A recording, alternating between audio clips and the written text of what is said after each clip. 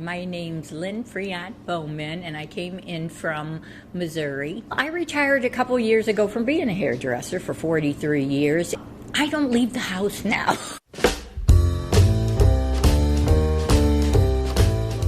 I've become like a recluse since I've retired. I think it's gorgeous. I look like a movie star.